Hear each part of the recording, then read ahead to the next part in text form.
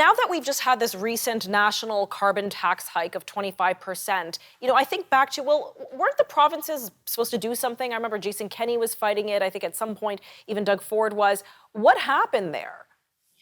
They took the matter to the Supreme Court, and in a split decision, I might add, they concluded that the environment, I guess, because they linked carbon emissions to the environment, and because the environment crossed borders, that somehow it was a federal jurisdiction. They felt that tax on fuel consumption and all these things was a provincial issue. But again, it was not a 100% unanimous decision. But I do believe it was the interprovincial aspects, and of course that this has happened years ago. In 2005, in the United States, the Environmental Protection Agency managed to declare CO2 a pollutant. So there's a lot of history behind there. So a lot of the background in that, but this was seen as an existential threat to the world and transporters. So that's sort of biased the thinking as to the fact it was just a straight up tax.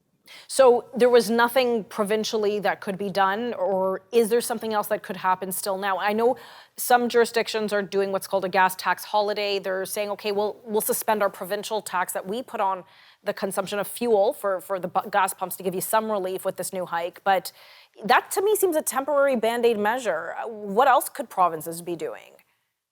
Well, in terms of reducing fuel prices, I just want to state that on April the 1st, that Canada stands alone as the only jurisdiction in the world that increased fuel prices last week. And the reason I say that is in the day before, President Biden released all this oil from the Strategic Petroleum Reserve and reduced the price of oil all over the world.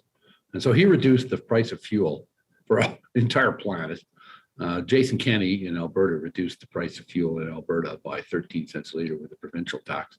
Many jurisdictions around the world have cut fuel taxes, direct fuel taxes, put in holidays, put in rebates. And so Canada stands alone by stubbornly increasing their carbon tax by 25%, or 2.2 cents a liter on diesel and gasoline. So what can you do? There's all kinds of taxes on there. I mean, there's the excise tax, the provincial tax. Well, Alberta did what it could.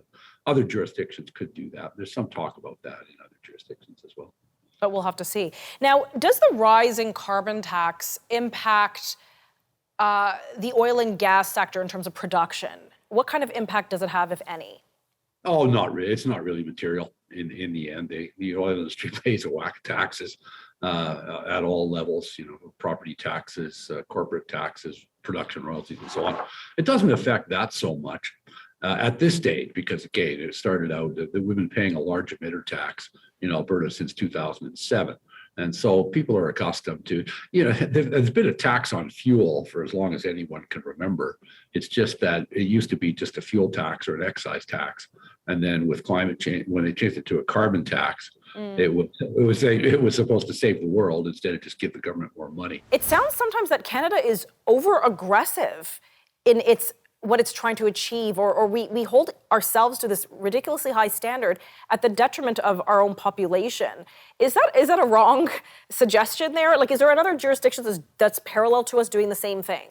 Canada stands alone among large oil producing countries at the determination to cut emissions at this time. This is what Canada, we're the fourth largest producer of oil and natural gas on a barrel of oil equivalent basis in the world. I sometimes think Canadians are embarrassed by that, or they don't understand what that means.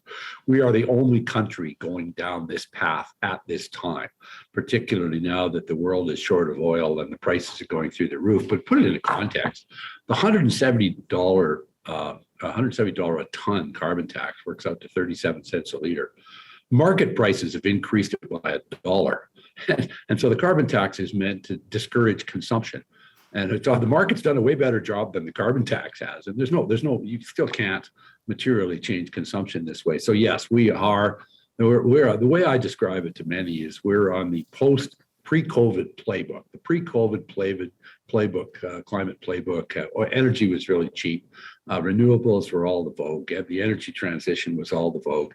And then in the post-COVID era, a lot of things have changed, none the least of which is the invasion of Ukraine by Russia. Okay, I'm going to pause you there. I have to cut to commercial, but we'll be back in a moment. You bet.